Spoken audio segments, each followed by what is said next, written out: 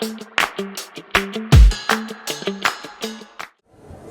पिछले लेक्चर में हम सबने क्या पढ़ा था? Sympathy, empathy, compassion and kindness. सहानुभूति, समानुभूति, करुणा। क्या मैं अंदर आ सकता हूँ सर? सर वो बस छूट गई तो पापा छोड़ने आए थे। एक काम करो, बाहर ही खड़े रहो तो बस मिस नहीं होगी। सॉरी सर, आगे से ऐसा नहीं होगा। चुपचाप इधर और अपने हाथ ऊपर करके खड़े हो जाओ। सर ये रोज नहीं सर पर स्कूल आता है सर, पढ़ने वाला बच्चा है, हमेशा टॉप करता है सर। इसको आपकी क्लास में पढ़ना बहुत पसंद है, इसकी पढ़ाई भी हो जाएगी सर। अच्छा, एक बात बताओ, पढ़ाई क्या है? पढ़ाई लड़ाई है लड़ाई? सर, टाइम से लड़ाई है। अच्छा, कैसे? सर सुबह टाइम पर उठने की लड़ाई, टाइम से खाने, टाइम पर रेडी होने की लड़ाई सर, टाइम पर बैग जमाने की लड़ाई, टाइम से बस पकड़ने की लड़ाई सर। ये सब तो डिसिप्लिन में आता है। तुम्हें चैन से लड़ने मतलब पढ़ने में मन नहीं करता क्या? सर इस लड़ाई को जीत नहीं सकते और हारने में किसको मजा आता है? दूसरों को हारते देखकर मजा आता है। ये सब डिसिप्लिन में आता है। बैठ जाओ। दक्ष, तुम कहना क्या चाहते हो? सर हम हंसते हुए मस्ती मजाक करते हुए लड़ाई नहीं कर सकते क्या? हमारा मतलब पढ़ाई। देखा सर, आप भी मान गए ना, पढ़ाई लड़ाई है। चुपचाप अपनी जगह पर खड़े रहो, हाथ ऊपर करके। सर इस तरफ मुंह करके खड़े हो या उस तरफ? ये सब बदमाशी में आता है। ऐसे में डिसिप्लिन कैसे मेंटेन होगा? तुम लोगों को टाइम मैनेजमेंट सीखना है कि नहीं सीखना है?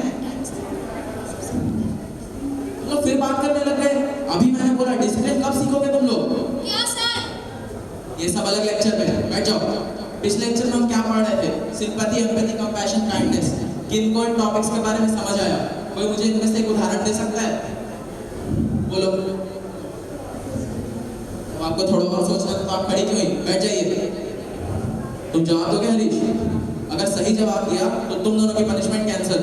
सर मैं लेट आया, पूरी क्लास को अच्छा नहीं लगा, आपने बस पनिशमेंट दी तो उन सब ने मेरे साथ एम्पैथाइज किया। पर दक्ष को पता था कि मुझे आपका लेक्चर सुनना कितना पसंद है, उसने मेरी फीलिंग्स को समझा, उसने मेरे साथ एम्पैथाइज किया। और सर उसने फिर अपनी फीलिंग्स को समझकर उसके अकॉर्डिंग एक्ट भी किया। हरीश के साथ एम्पैथाइज करके उसने कंपैशन भी दिखाया, पर उसे भी सजा मिल गई। आपने तो कहा था कंपैशन दिखाना अच्छी बात है। अच्छी बात नहीं है सर। एक काम करो, सब लोग अपनी जगह पर बैठ जाओ। सर ये तो काइंडनेस है। सही। चलो, तुम लोग कम से कम अपने टॉपिक को समझ गए। पर हरीश ने जो अभी मस्ती की, अगर वो रोज क्लास में ऐसे ही लेट आता रहा और मैंने उसे परमिट कर दिया तो तुम सब ने जो टाइम के साथ लड़ाई की वो तो व्यर्थ चली गई। और अगर तुम सब भी रोज लेट आने लगे तो कोई भी क्लास समय पर नहीं लग पाएगी, सब कुछ अव्यवस्थित हो जाएगा, फिर होगी सचमुच की लड़ाई। फिर आपने काइंडनेस क्यों दिखाई? क्योंकि आज मैंने भी एक बात सीखी। ये जो बड़े पढ़े लिखे लोग हैं, इन्हें भी ये कंसेप्ट नहीं समझ आते सिंपैथी और एम्पैथी के, लेकिन तुम सबको समझ आ गया और तुम सबने इसे इम्प्लीमेंट भी कर लिया। तो मुझे भी समझ आया कि पढ़ाई मजेदार भी तो की जा सकती है ना? तुम से किसी ने विजुअल लर्निंग या काइनेस्थेटिक लर्निंग के बारे में सुना है? अरे देख कर सीखना और एक्टिविटी करते हुए सीखना। सर लड़ाई भी मजेदार हो जाएगी अगर हम इसी तरीके से सभी कॉन्सेप्ट को पढ़े तो, और फिर लड़ने में भी मजा आएगा, मेरा मतलब टाइम से स्कूल आने में। हाँ, एक्टिविटी तो करनी ही पड़ेगी, इतने अच्छे एक्टर जो हो तुम।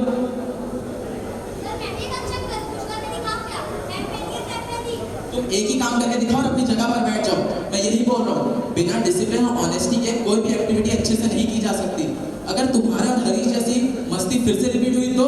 सर मैं पापा के साथ गुंडाबाई MBBS देखने रहा था, जिसके कारण मुझे फिल्म देखने में लेट हो गया। उसमें मैं सिंपैथी और एम्पैथी में दोनों का डिफरेंस समझ आया। करेक्ट। सर मैं पापा के साथ डिस्कस कर रहा था तो फिल्म देखने में लेट हो गया, जिसके कारण मैं सुबह लेट उठा तो मेरी बस छूट गई थी। बस छूटने के कारण पापा मुझे छोड़ने आए थे। आज से ऐसा नहीं होगा, तो मैं ऑनेस्टी और डिसिप्लिन बनाए रखूंगा। सर पर आप मेरी वजह से पढ़ाई को लड़ाई मत बनने दीजिएगा। पढ़ाई मजेदार रहेगी तो सबके लिए अच्छा होगा। सही बोल रहे हो, पढ़ाई मजेदार है, पढ़ाई मजेदार है। क्योंकि हमारे सर भी मजेदार। Thank you so much. Thank you.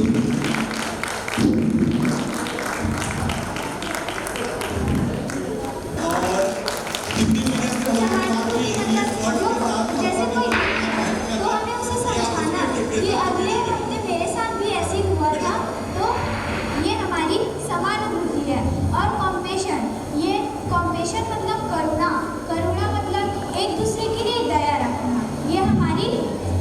Compassion है। और काइंडनेस, ये काइंडनेस का मतलब दयालुता। जैसे हमने किसी को प्यास लगी है और हम उसे पानी दे दें, ये हमारी दयालुता है। Sympathy, empathy, compassion and kindness.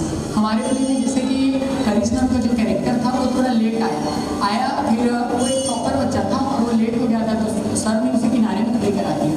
तो पूरे क्लास को उसके प्रति जो दुख हुआ कि टॉपर बच्चा है, एक दिन लेट हो गया तो सर ने उसे खड़े करा दिया, वो सिंपैथी था। तो ये जो sympathy, empathy, kindness and compassion का अंतर मुझे प्ले करते करते ही समझ में आया। कंपैशन यानी दूसरों की मदद करना कंपैशन होता है। जैसे कि किसी को चोट लग गया, हम उसको चेयर ले जाके दे दें, तो वो हमारा कंपैशन होगा। सहानुभूति, समानुभूति, करुणा और दया कंफ्यूजिंग लगते हैं। सहानुभूति, समानुभूति, क्या सिमिलैरिटी है? एक्टिंग करना है? कंसेप्ट समझ आया? इस कंसेप्ट पर एक एक्टिविटी कैसे बना है? एक बच्चे का पैर टूट गया तो वह लंगड़ा के आता है, मेरा पैर कभी नहीं टूटा। अपने वास्ते कभी दर्द हुआ है पाँव में? कभी चोट लगी है? कभी प्लास्टर लगा है? नहीं। तो सोचो उसको प्लास्टर लगा होगा तो उसको कितना दर्द हो रहा होगा। तो जब अपन ये दर्द फील करते हैं, उसके हर एक स्टेप में उसको कितना पेन हो रहा होगा अपन ये फील कर सकते हैं। तो बस वही समानुभूति है, एम्पैथी। उसके लिए चेयर लाकर रख दूंगा। सर, अगर इसका पैर टूटा, इसे प्लास्टर चढ़ा, तो मुझे ये देखकर अच्छा नहीं लगा। मैं सर उसका अपने कंधे का सपोर्ट दूंगा। सर, पर ये तो काइंडनेस भी हुई। देखो, जब हमने हरीश की सिचुएशन को समझा तुम सबने, तो तुम सबको उसके लिए बुरा लगा, तो सिंपैथी है, ठीक है। और अगर तुम लोगों ने सोचा कि यार उसके साथ कितना बुरा हुआ, तुमने उसकी फीलिंग्स को समझा, तो वहाँ पे तुमने अपनी एम्पैथी दिखाई, ठीक है। एंड जब तुम सबने ये सोचा, फॉर एग्जांपल दक्ष ने सोचा कि मैं उसकी मदद कर देता हूँ और उसने मदद करने की कोशिश की, सर से बात की, तो वही कंपैशन था। और ये सारी चीजें जब एक साथ हुई तो वो एक एक्ट ऑफ काइंडनेस था, दयालुता, ठीक है। तो हम सब ने ये कंसेप्ट एक सिंपल सी स्टोरी से सीख लिया।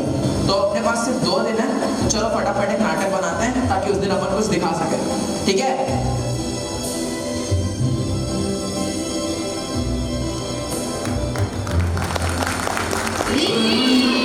Never told a lie. I learned that soldiers seldom die. I learned that everybody's free.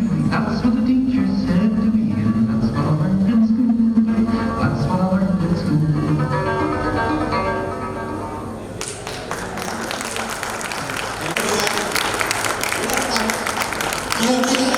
थोड़ी देर बैठे तो पहली बार इतना बड़ा स्टेज देखा ना, तो वहाँ पर दीपिका को मेरे जो को-कॉर्डिनेटर को जाके बोलते पीछे एक बार प्रैक्टिस कर लेंगे, इतने बड़े बड़े लोग बैठे हुए। तो आप लोगों ने बहुत अच्छा किया, बहुत ही शाबाश। एंड जिंदगी में आप ब्लूम करते रहें।